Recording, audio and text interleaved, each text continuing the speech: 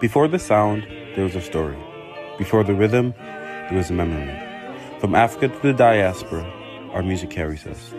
You are listening to the Akojopo Music Foundation podcast, where Pan-African art music professionals gather to share their stories. Hi everyone, my name is Daniel Kumupai, and this is season 2, where we're going to be focusing on Afro, diasporic languages, and Pan-African art music. And today we are joined with Isong.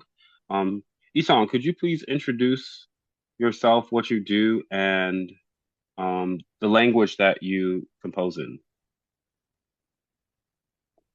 Okay, I am a composer, a music educator, and cultural advocate. I work primarily in the area of indigenous African music with a strong focus on Efik and Ibibio traditions. I am also the founder of the Royal Fatherland Music, an organization dedicated to preserving and promoting indigenous songs. So language is at the very heart of my work. I compose mostly in the language because I believe that language carries identity, history, and emotion.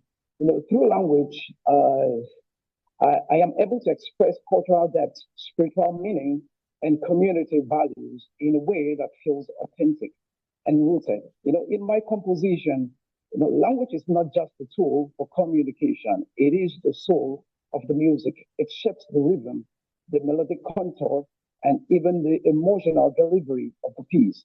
By writing in the book, I am contributing to the preservation of a linguistic and cultural heritage, and showing that our story and expressions are not lost but passed on to future generations. Mm. And then again, if I remember right, with the piece that you wrote that's on our platform, Sheshe, is that one in Efik? Sesemong is in the book. Yes. That's in Sesemong is in the Efik. So I wanted to kind of dive deeper into Efik, because I know in terms of at least African art music, the ones that I've heard were, Yoruba and Igbo. You're the first composer that that brought attention to like Efik. So I wanted to know, in regards to the Efik language, what distinctions would you say are in the language, versus Yoruba or Igbo or Hausa? Because again, you're the first person that brought the language to my attention. Okay, it's not different from Yoruba and Igbo. Efik language is very tonal. So one thing people don't really understand about that language is that it is highly tonal. The meaning of a word can change depending on how it is pronounced. So you can't separate the melody from the language itself. So just like the Yoruba songs and the Igbo songs, songs are also working in pari passu with the language. The music works together with the language. So the natural rise and fall of the spoken word already contains music. So when I compose, I don't just create a melody and then the language actually guides the melody. So if the tones are respected, the meaning can be distorted or even lost completely. So if a song or if a language is just like the Yoruba and the language of Nigeria. When you're working on a new piece or a new idea, how do you engage the language in cultivating? Like, do you reference a book you read? Do you watch, like, how does the language kind of cultivate your initial ideation phase of a new work?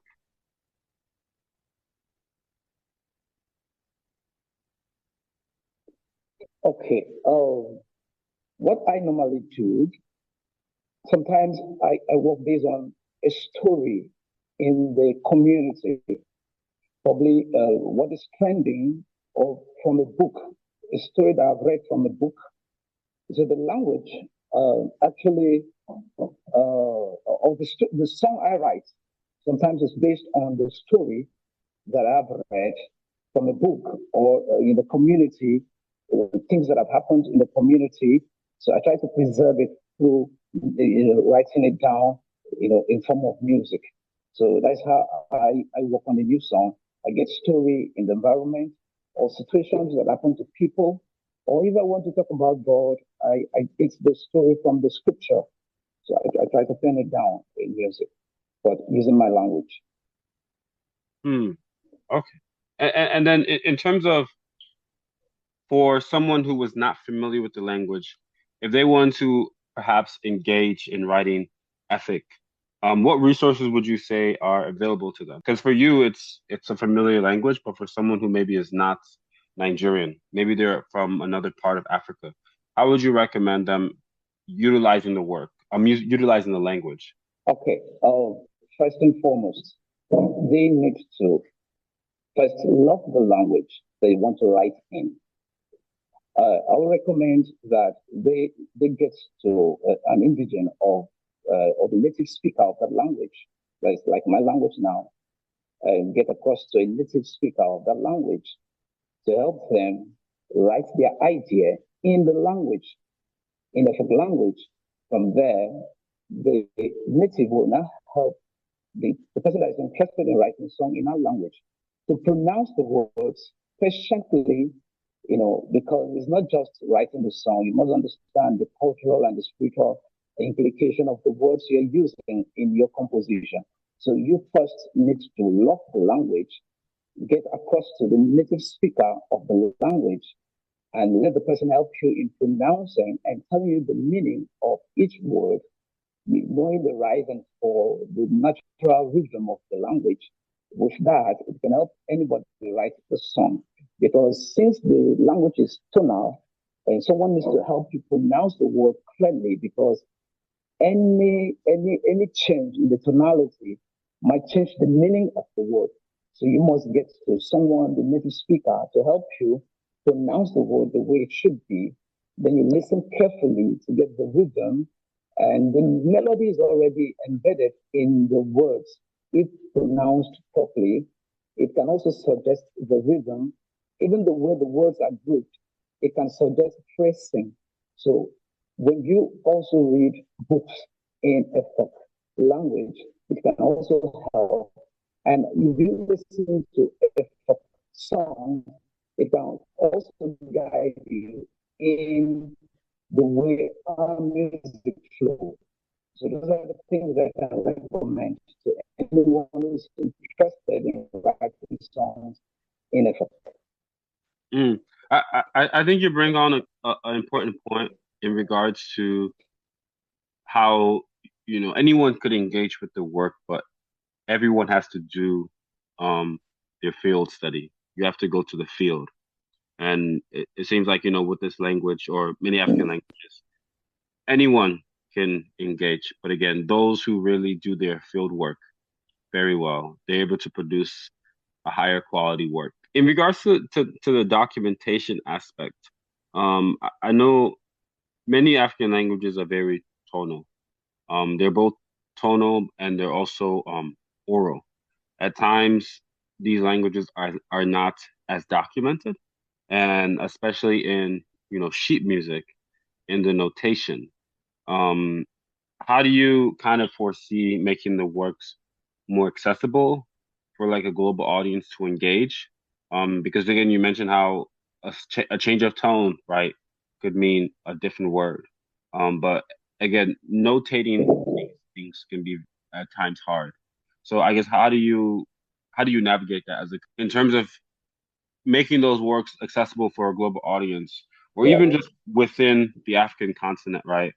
How do you Okay. navigate notating and documentation to capture the interpretation of the music in a way that even when it's notated, right, someone will still understand what are you trying to convey? Okay. All right.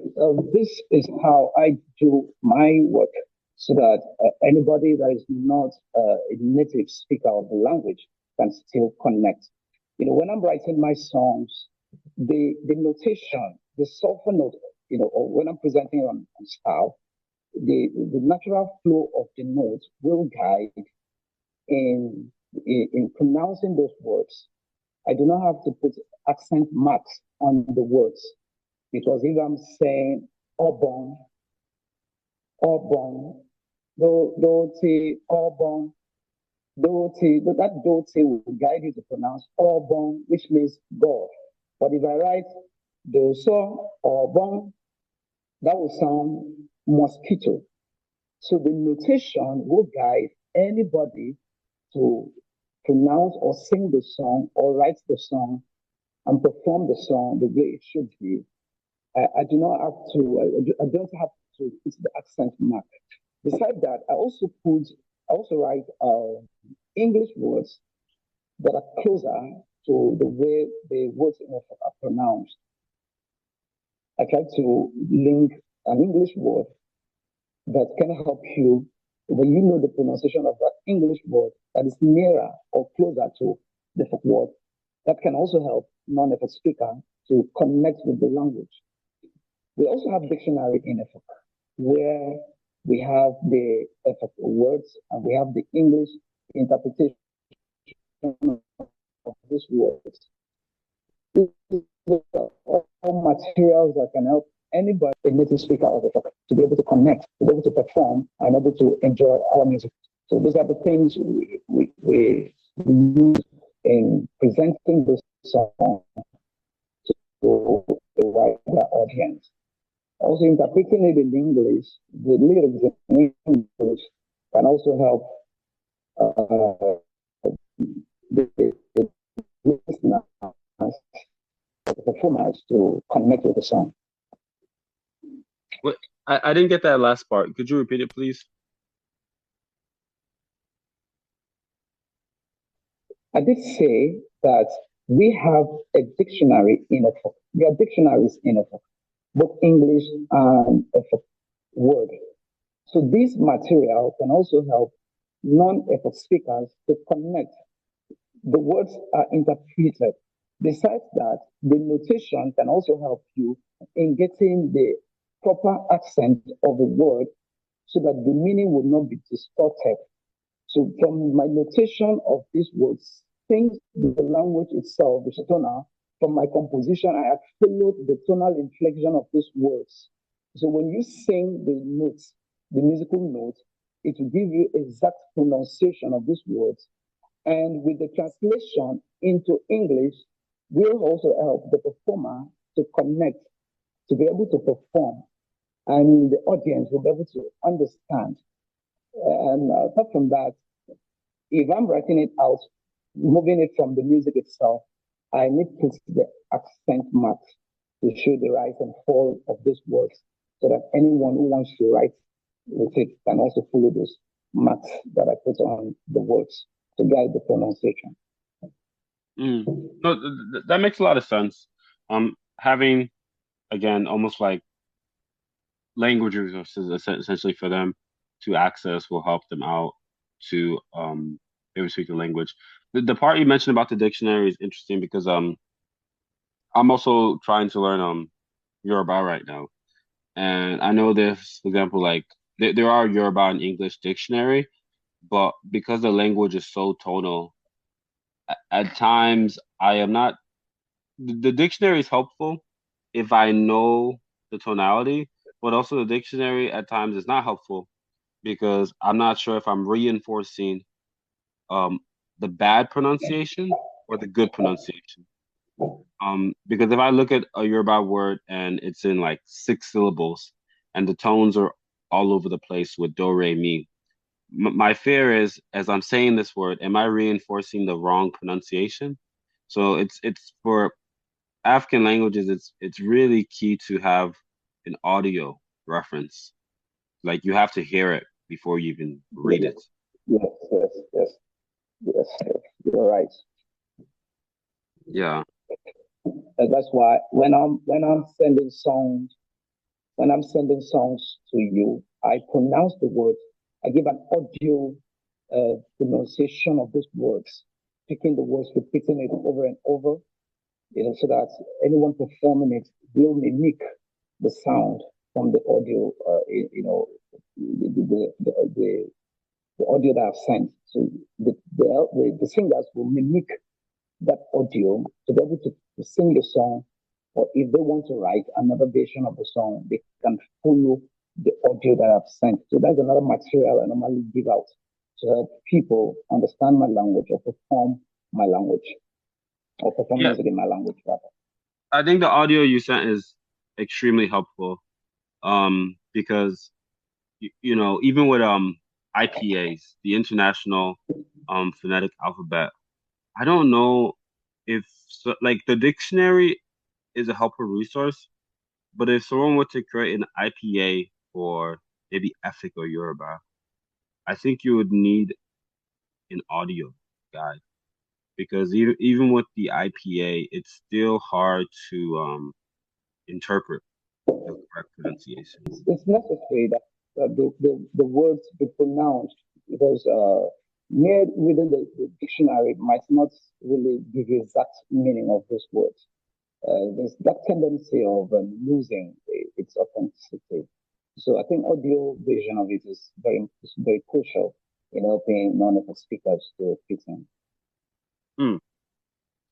And then I guess one question in relation to resources, um, in the age of how technology is just moving so fast, I'm curious to see as a composer, how do you see artificial intelligence tying into, do you see it being a helpful resource in regards to helping people understand the language? Do you feel it's not a helpful resource? Is it something that you utilize to create resources, or more so you'll just create it on your by yourself? It's a good resource.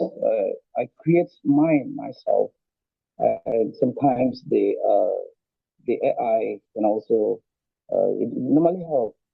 When I want to find out certain things, maybe in the interpretation of some ideas, I can use ChatGPT, which they're all helpful in presenting idea to a seasoned audience. So sometimes I create mine, but sometimes I use the AI. Still, resource is still helpful. It's a very good resource material in this modern era. Okay. And then in terms of actually let me go back to an earlier point. I know when I've used ChatGPT to maybe create assignments to ask Yoruba, I definitely think it's been a helpful resource in terms of breaking things down. Maybe if I don't understand, I'll sometimes ask it like, what does this word mean?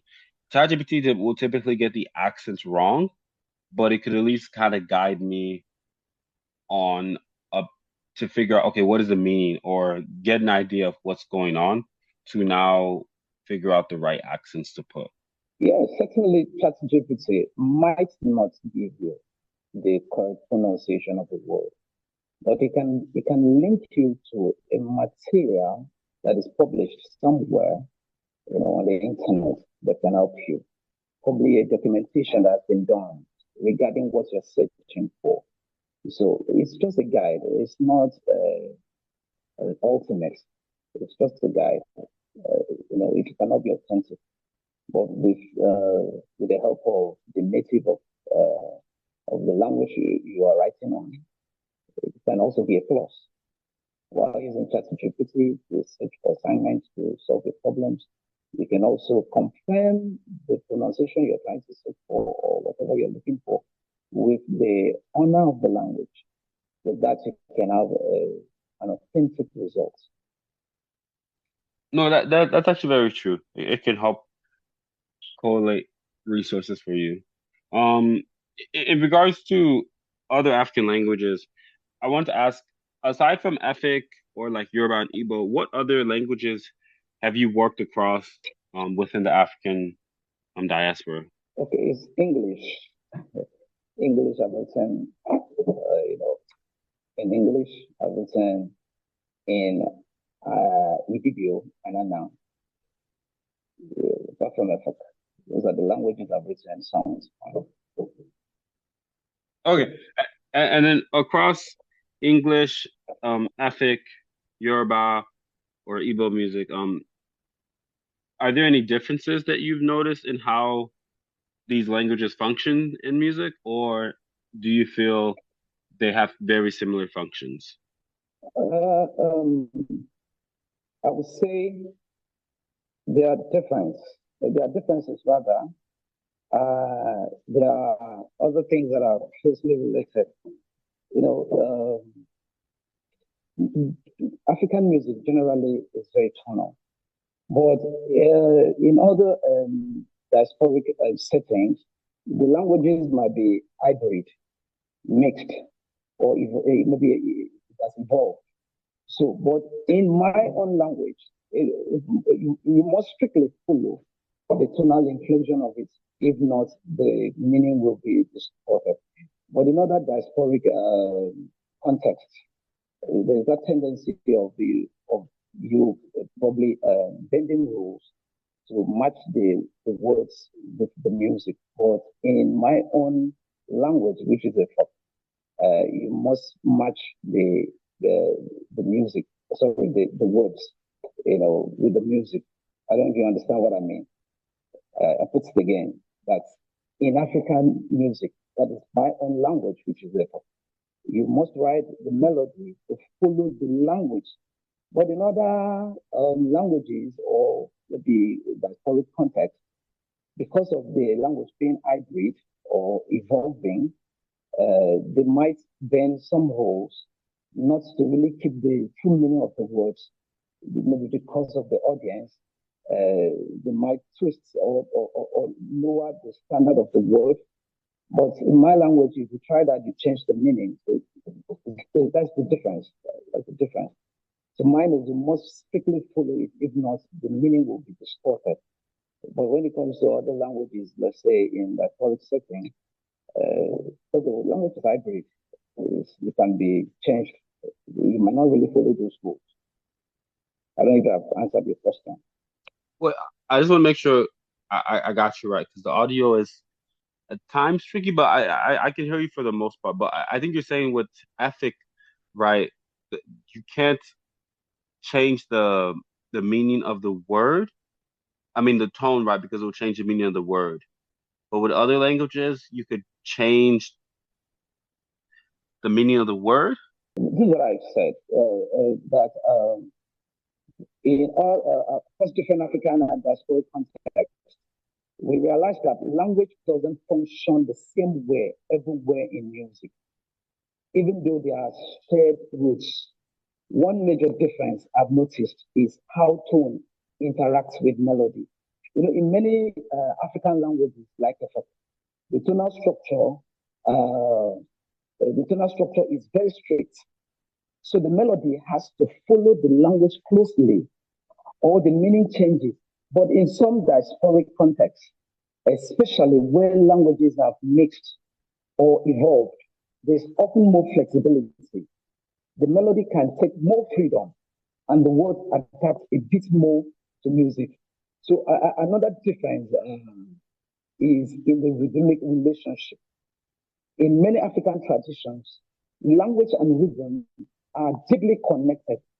Speech patterns naturally create rhythmic frameworks for music. So in diasporic settings, rhythm is still strong, but it may be shaped, more by genre or style.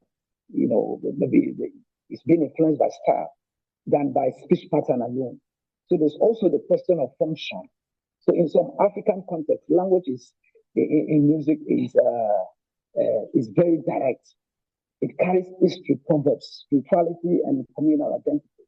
So in diasporic context, that language can sometimes be more hybrid, blending cultures, identity, and experiences, which gives it a different expressive role. But what connects them all is that language remains a powerful carrier of identity.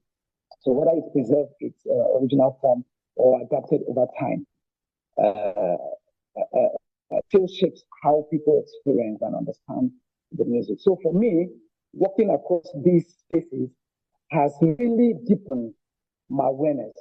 I've learned when to be very precise and when to allow a bit more flexibility while still respecting culture, meaning behind the language. So there's a clear difference because you must really follow the tonal inflection when it comes to African music, but in diasporic setting, there's flexibility because of maybe the language is hybrid, something, or it's mixed because of the influx of people from different culture. So we might sometimes be flexible in the way music is, performed or composed. I don't know if Okay.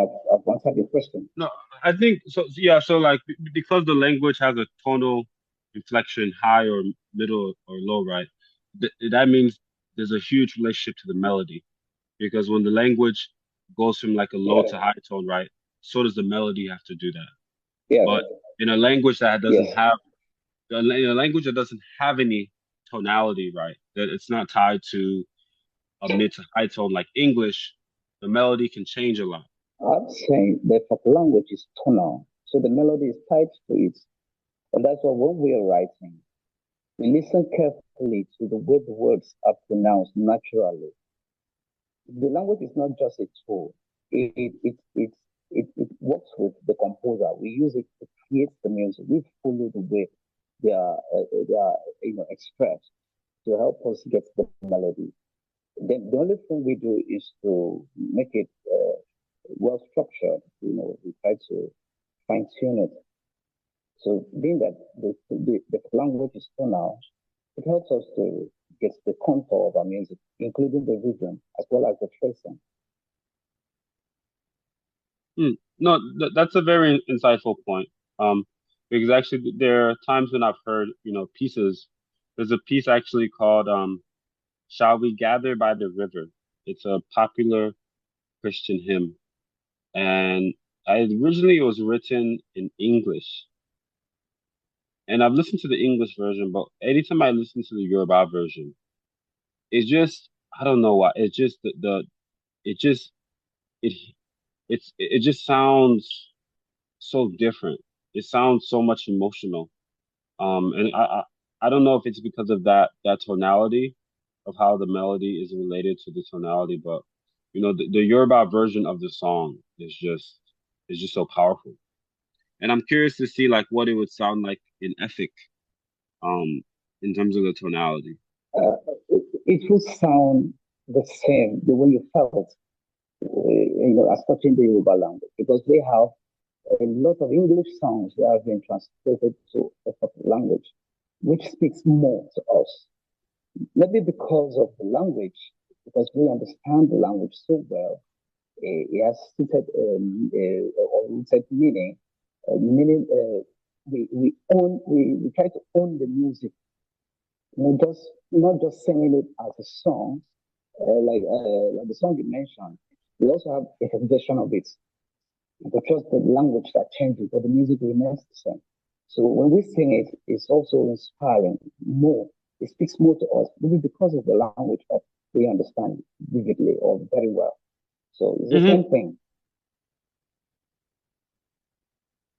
That's good. That's good. I'm glad I have more clarity. Yeah, because before it was a bit hard to hear, but now I think we're able to understand each other better. So, um, I think my last question is really in regards to um the importance of African language in terms of the global scene. What would you, I guess, what do you feel is the importance of engaging in African languages?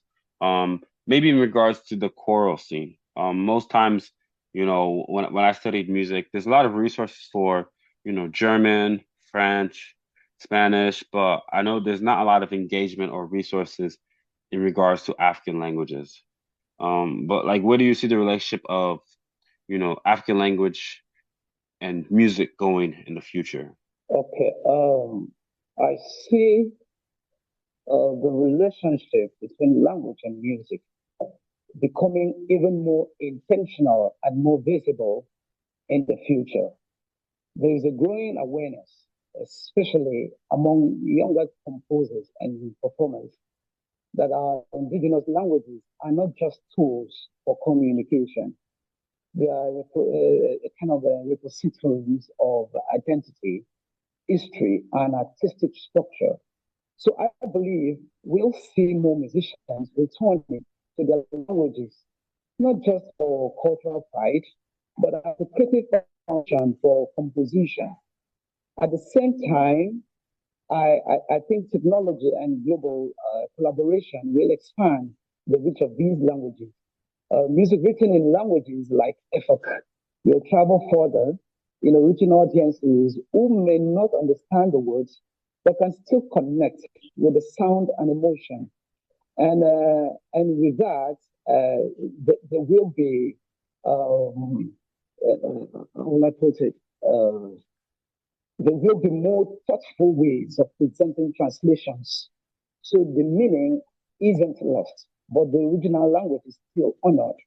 I also see more cross-cultural collaborations where different African and diasporic languages interact within the same musical space. That could lead to new forms of expression where diversity of language actually becomes a strength in composition. But going forward, the key will be balance and preserving authenticity while embracing accessibility.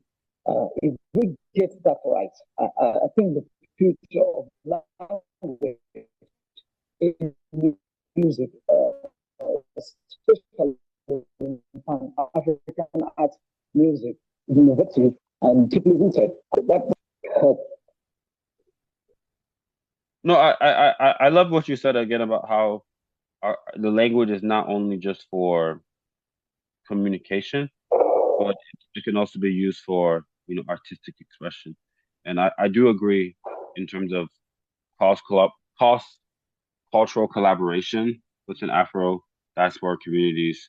And again, I think it's very important that Africans, especially African composers, utilize and document their languages in regards to, the compositions because it's key. The language is utilized in communication, but as you said, the language can be utilized to communicate music. And I really appreciate what you mentioned about how it not only used to communicate, but the language itself carries so much history and identity. And that could be utilized in so many ways, right, to bring an even deeper level of artistic expression when someone hears the words because it carries so much meaning. Yes. All right. Well, thank you so much, Isong, for joining us for our first episode of Afro Diasporic Language in Pan African Art Music. I hope people, when they listen to this, they engage and they find new ways to consider how they can utilize or learn more about African languages. I do want to close with in regards to Efik, if someone wanted to access or learn more about Efik languages, is there, I'll definitely recommend you to listen to some of Isong's pieces. It's available on his own platform and our platform. But for other resources, Isong, are there any public resources that you would recommend people utilizing if they wanted to know more about Efik, or maybe a TV show you'd recommend, or something you'd recommend using as a resource to learn more about the culture? Okay. The TV station in Cross River State can also be accessed to YouTube. The radio station is also another avenue where one can learn about the language. There are other publications in the you can also check our composition of songs on the Society of African Composer Journal. I can send a link to you for anyone who wants to learn about the songs. It's published there. And also, apart from that, the Royal Fatherland Music platform, you can also learn about Efik songs. And on Facebook, there are a lot of pages that exposes people to Efik song, Efik language and culture. So those are the basic places that one can, access. The dictionary too. I think you can find it in Google. For dictionary, you can Google it. You can find some material that can help anyone that is interested in learning the language or wanting to write, a song using the language. Okay. If you can share that link with me, we can attach it to this episode. But also, again, I do implore people to utilize Facebook, but also if you want to reach out to Isong, please let us know, and we'll be glad to connect you. But thank you so much, Isong, for joining us for this, and we appreciate your time, really. Thank you so very much.